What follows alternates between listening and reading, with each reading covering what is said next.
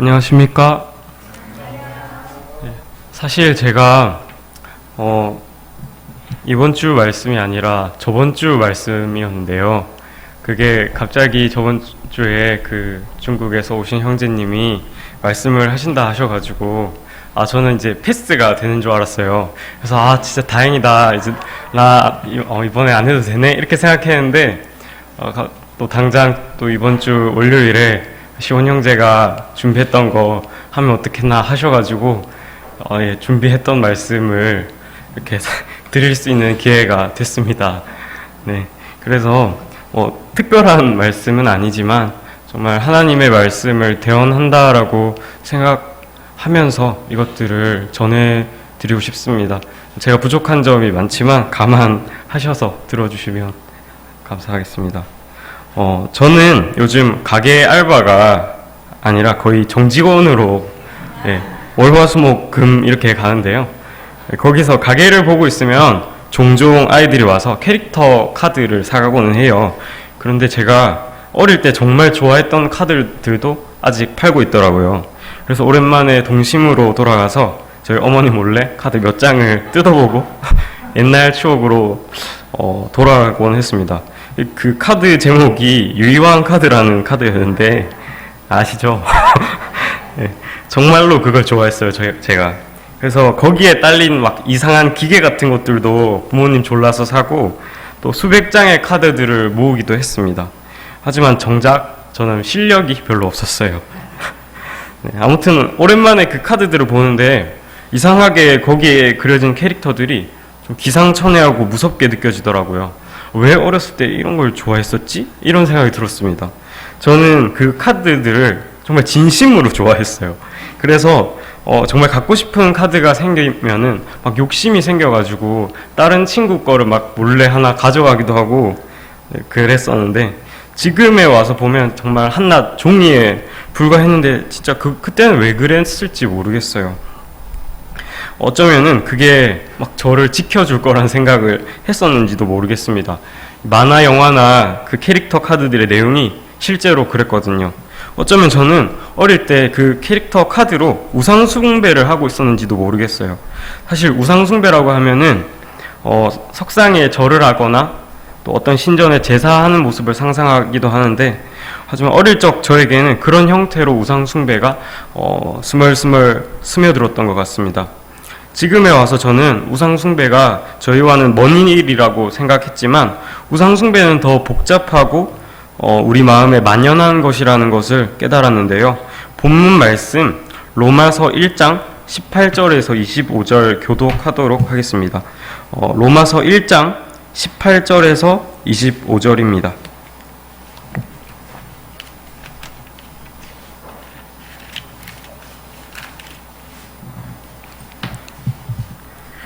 제가 먼저 읽겠습니다. 하나님의 진노가 불의로 진리를 막는 사람들의 모든 경건하지 않음과 불의에 대하여 하늘로부터 나타나나니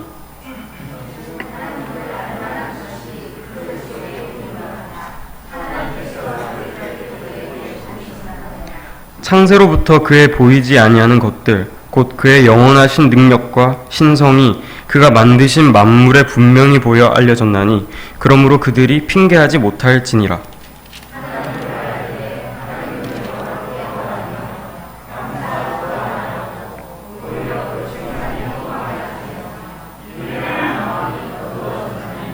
스스로 지혜 있다 하나 어리석게 되어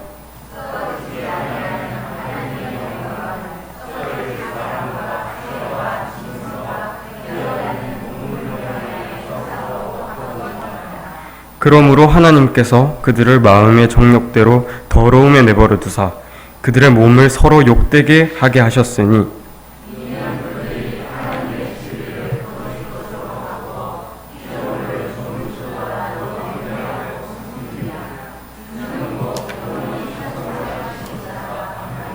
네, 여기 로마서 1장에는 썩어지지 아니하는 하나님의 영광을 썩어질 사람과 새와 짐승과 기어다니는 동물 모양의 우상으로 바꾸었느니라. 이는 그들이 하나님의 진리를 거짓 것으로 바꾸어 피조물을 조물주보다 더 경배하고 섬김이라 라고 기록되어 있습니다. 사도 바울 형제님께서는 인간의 죄를 표현할 때 우상 숭배의 형태로 이것을 묘사하고 있습니다.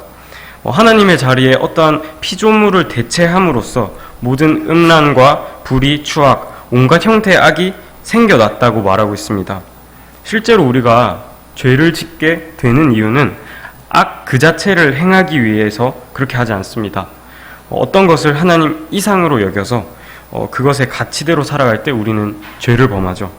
예를 들어서 누군가에게 무자비한 행동이나 말을 했을 때 우리는 그 무자비함 자체를 즐기거나 그것을 위해서 그렇게 행동할 사람은 아마도 없을 것입니다. 그 사람은 자신의 이익이나 체면을 위해서 다른 사람에게 그렇게 행동했을 수 있습니다. 자신이 귀하게 생각하는 어떤 가치 때문에 어떤 가치에 누군가 침범하거나 누를 범했을 때 사람들은 무자비해지고 더 큰 죄를 짓게 되죠. 이 우상 숭배를 조금 더 신약에서 살펴보면은 신약에서 우상 숭배는 에피시미아이라는 단어, 지나친 욕망, 사욕, 정욕이라는 단어로 묘사됩니다. 욕망이 어떻게 우상과 관련이 되는지 생각해 본다면은 우리는 우리가 예배하는 대상, 우상이 우리를 무언가 욕망하게 한다고 하는데요.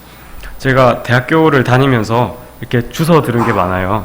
그래서 프랑스 문학 평론가 르네 지라르라는 사람이 말을 했는데 모든 인간은 직접 무엇을 욕망하는 것이 아니라 매개자에 의해서 대상을 욕망하게 된다고 합니다. 예를 들어서 이제 우리가 연인이 나오는 광고를 보고 저것을 가지고 싶다 이렇게 생각을 하잖아요. 이때 우리는 단순히 물건의 효과와 기능을 보고 저거를 사는 것이 아니라 광고하는 그 연인처럼 되고 싶어서 그 물건을 욕망하게 됩니다.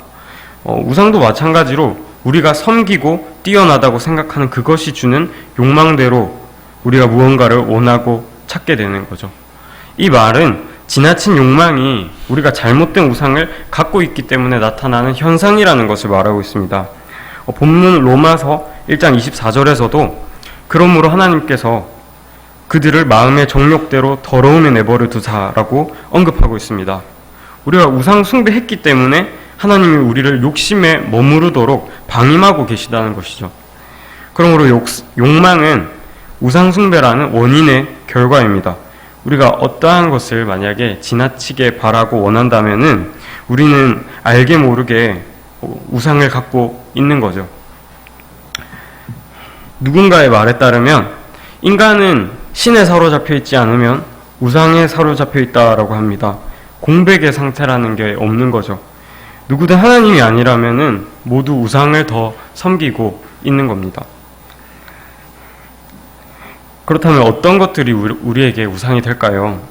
돈, 명예와 같이 뭔가 들었을 때 선입견을 가지는 그런 것뿐만 아니라 건강, 관계, 행복 그 자체도 우리가 우상으로 삼을 수 있습니다.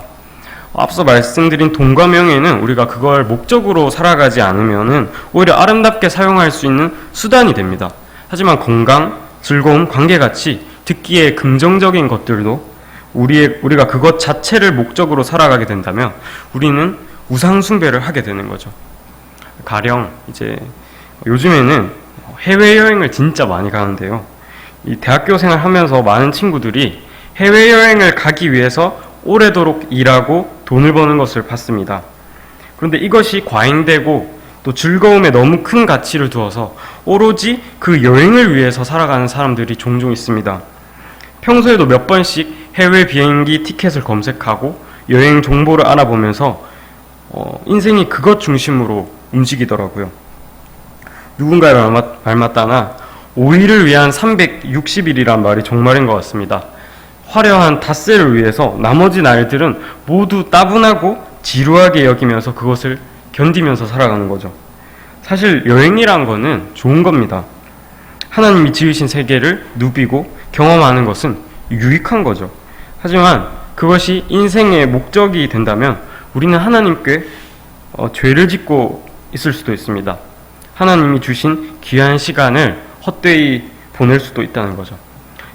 이렇듯 하나님이 지으신 피조물은 좋은 것이지만 우리가 그것을 조물주인 하나님보다 더 귀히 여기고 그것을 경배할 때 우리는 그 좋은 것을 가증한 것으로 만들어 버립니다. 그러면은 우리는 우리 각자의 우상이 무엇인지 어떻게 분별할 수 있을까요? 심리학자 알프레드 아들러는 당신이 무엇을 위해 살고 있냐고 질문했을 때 우리는 거짓말을 한다고 합니다. 가족을 위해서, 하나님을 위해서 산다고 하면서 우리는 우리의 우상을 빼앗길까봐 거짓말로 우리를 변호합니다. 그러나 우리가 정말로 무엇을 위해 사는지 알고 싶다면은 우리 자신에게 다르게 질문을 해야 한다고 하죠. 그것은 가장 두려운 상황이 무엇인지 상상해보라는 겁니다. 우리가 어떠한 것을 잃거나 또 어떠한 상황에 처했을 때 살 의욕마저 잃어버린다면은 그것은 우리의 우상인 겁니다. 언제부턴가 그것이 우리의 삶의 기쁨이 되고 원동력이 되었다면 은연중에 우리는 그것을 하나님의 자리에 놓고 섬기고 있었던 것이죠. 이 질문 말고도 여러 가지 우상을 확인해 볼 수 있는 질문이 있는데요. 질문을 살펴보면서 저의 경우에는 어떠한 게 우상이었는지 고백하고 간증드리길 원합니다. 1번, 가장 두려워하는 것은 무엇인가? 2번, 일이 안 되거나 상황이 어려워질 때 무엇을 의지하는가? 3번, 자아 존중감을 가장 크게 느끼는 것은 무엇인가? 내가 가장 자랑스러워하는 것은 무엇인가? 4번, 인생에서 가장 원하는 것은 무엇인가? 네, 성도님들은 마음속으로 어떤 대답을 하셨는지 모르겠습니다. 모두 하나님과 관련된 대답이었으면 좋겠네요. 하지만 저는 마음이 연약할 때 이 대답을 사람들의 관계라고 대답했습니다. 제가 가장 두려워하는 것은 사람들에게 배신을 당하거나 사람들의 수군거림에 놓이게 되는 것이었습니다. 또 자아 존중감을 느끼고 내가 가치 있다고 느낄 때는 사람들이 저를 찾고 좋아하며 좋은 관계를 유지할 때 그랬습니다. 마지막으로 인생에서 가장 원하는 것은 언제나 흔들림 없이 저를 사랑하고 지지하는 사람이었습니다. 저는 사람들과의 관계가 저의 우상이었던 거죠. 사실 저는 사람들을 그렇게 좋아하는 편은 아니에요. 저를 좋아하는 사람이라면 환영이지만 저를 좋아하지 않는 사람이라면 그만이라고 생각했습니다. 그래서 어떤 관계에 있어서도 방어적인 자세를 취해왔습니다. 저 사람이 나를 좋아하지 않는 것 같으면 금세 돌아서서 나도 그 사람을 미워해 이렇게 생각했습니다. 그래서 배신당할 것 같은 상황이 오면은 관계를 끊어버리거나 그 상황에서 도망쳤습니다. 어떤 책에서는 이런 감정이 비겁함이라고 저를 지적했습니다. 사람들의 지지와 관계는 바라면서도 반대로 비판이나 미움은 받아들이지 못해서 그 상황을 도망치는 것이라고요. 맞습니다. 저는 누군가에게 미움받는 것을 견디지 못했던 거예요. 그런데 최근 저에게 있었던 상황을 생각해 본다면 하나님은 이러한 저를 고쳐주시기를 원하셨던 것 같아요. 저는 저와 가장 친하게 지냈던 친구가 있었는데요. 그 친구는 말주변도 좋고 영향력도 많아서 저는 그 친구가 꼭 필요했습니다. 그래서 많은 것들을 그 친구에게 맞추기 시작했어요. 말하는 것이나 태도, 관점, 또 생활하는 것들 여러 가지를 바꿨습니다. 그런데 언제부턴가 이것이 제 신앙의 걸림돌이 되었습니다. 생활이나 생각들이 하나님과 대치되는 상황들이 자꾸 벌어졌습니다. 그래서 저는 그러한 상황으로부터 도망쳤습니다. 신앙을 포기할 수는 없어서 친구를 끊어버려야 하는 건가? 나에게 도움이 되지 않는 친구는 내가 먼저 끊어버려야 해. 이렇게 생각했어요. 그런데 하나님이 주시는 생각은 오히려 정반대로 그 친구를 버리지 말라는 것이었습니다. 아마도 제가 자꾸만 도망치고 회피한다면 저는 또 다른 사람을 저의 우상의 자리에 올렸을 것입니다.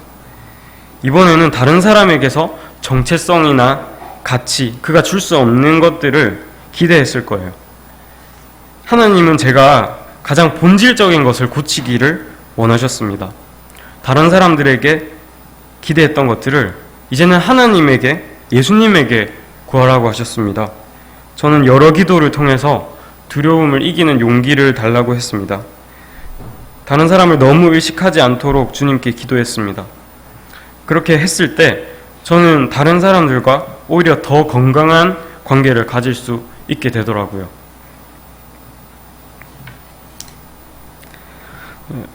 저희는 너무나 자주 하나님의 자리에 다른 것을 놓고 하나님이 주실 수 있는 것들을 다른 대상을 통해서 얻기를 원합니다. 하지만 하나님께서는 그 우상들보다 더 크고 완전하게 우리가 기대했던 것들을 주십니다. 우리가 다른 사람들의 지지나 사랑을 바랄 때 하나님께서는 자기 독생자 예수 그리스도를 희생시키는 사랑을 주셨고, 우리가 다른 사람들의 도움을 바랄 때 하나님께서는 완전한 도움을 주셨습니다.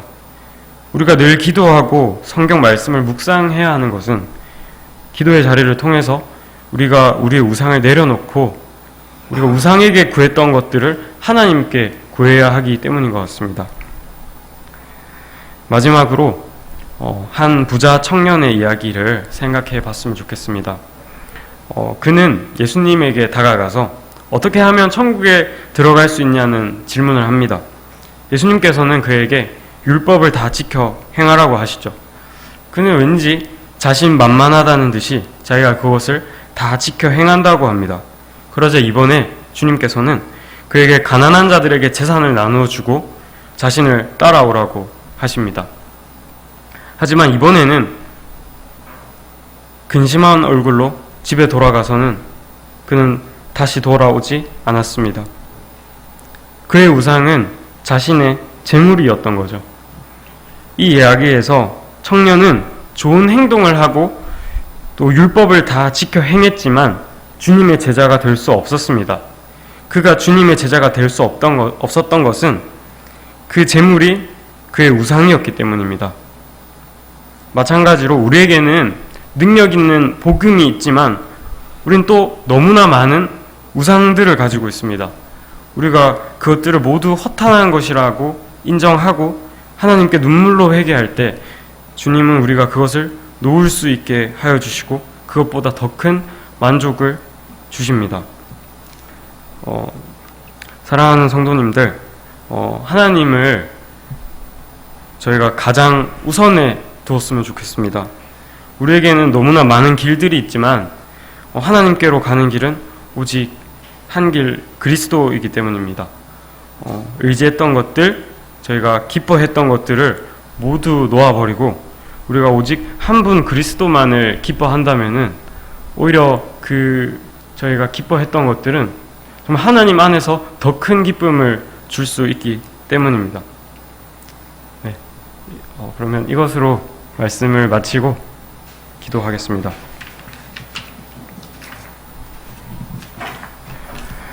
하나님 아버지, 저희에게 우상숭배라는 죄를 고치라고 하심으로써 저희가 하나님과 저희와 사이에 참 가로막고 있던 것들을 저희가 모두 제하여 버리고 오직 그리스도라는 한 길로 주님께 달려가기를 원합니다.